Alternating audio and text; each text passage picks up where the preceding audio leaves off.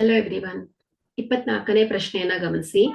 ಓ ಕೇಂದ್ರವಾಗಿರುವ ಎರಡು ಏಕಕೇಂದ್ರೀಯ ವೃತ್ತಗಳನ್ನ ತ್ರಿಜ್ಯಗಳು 5 ಸೆಂಟಿಮೀಟರ್ ಮತ್ತು 3 ಸೆಂಟಿಮೀಟರ್ ಇರುವಂತೆ ರಚಿಸಿದೆ. ಚಿತ್ರದಲ್ಲಿ ತೋರಿಸಿರುವಂತೆ ಚಿಕ್ಕ ವೃತ್ತವನ್ನ ಪಿ ಬಿಂದುವಿನಲ್ಲಿ ಸ್ಪರ್ಶಿಸುವಂತೆ ಎಳೆದ ದೊಡ್ಡ ವೃತ್ತದ ಜ್ಯಾದ ಉದ್ದವನ್ನ ಕಂಡುಹಿಡಿಯಿರಿ.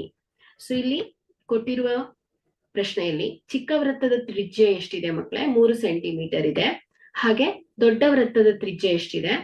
5 ಸೆಂಟಿಮೀಟರ್ ಇದೆ. ಸೊ ಏಕಕೇಂದ್ರೀಯ ವೃತ್ತಗಳು.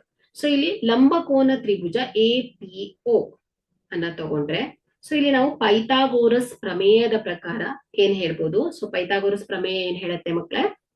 ವಿಕರ್ಣಗಳ ಮೇಲಿನ ವರ್ಗವು ಉಳಿದೆರಡು ಬಾಹುಗಳ ವರ್ಗಗಳ ಮೊತ್ತಕ್ಕೆ ಸಮನಾಗಿರುತ್ತೆ. ಸೊ ಹಾಗಾದ್ರೆ ನಾವೇನ್ ಬರಿಬಹುದು? OA square is equal to ಏನ್ ಹೇಳಿ? OP ಸ್ಕ್ವೇರ್ ಪ್ಲಸ್ ಏನಾಗುತ್ತೆ? AP ಸ್ಕ್ವೇರ್ ಆಗುತ್ತೆ.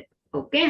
ಸೊ ಇಲ್ಲಿ OA ಏನ್ ಹೇಳಿ? ದೊಡ್ಡ ವೃತ್ತದ ತ್ರಿಜ್ಯ 5 centimetre square is equal to OP ಚಿಕ್ಕ ವೃತ್ತದ ತ್ರಿಜ್ಯ ಎಷ್ಟಿದೆ? 3 square plus AP square.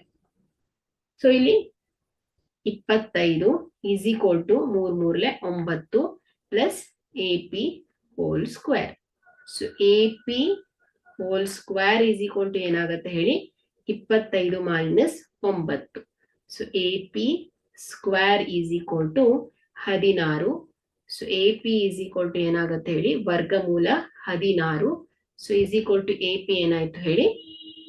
4 centimetre ಆಯ್ತು. So AP is equal to 4 centimetre. So ಇಲ್ಲಿ ಜಾದ ಸಂಪೂರ್ಣ ಉದ್ದವನ್ನ ಲೆಕ್ಕ ಹಾಕ್ಬೇಕು ನಾವು. ಸೊ ಇಲ್ಲಿ ಕೇಂದ್ರದಿಂದ ಜಾಗೆ ಎಳೆದ ಲಂಬವು ಜಾವನ್ನ ಏನ್ ಮಾಡತ್ತೆ ಮಕ್ಕಳೇ? ಅರ್ಧಿಸತ್ತೆ.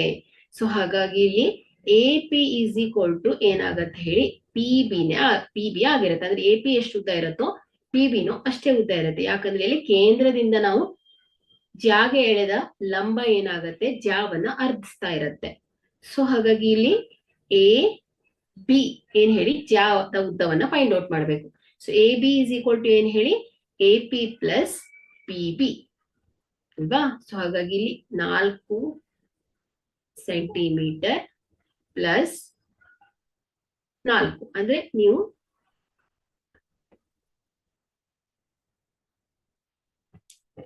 Second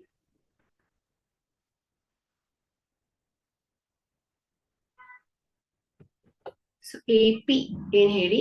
4 centimetre. So plus PB ಏನ್ ಹೇಳಿ? AP ಗೆ ಸಮ.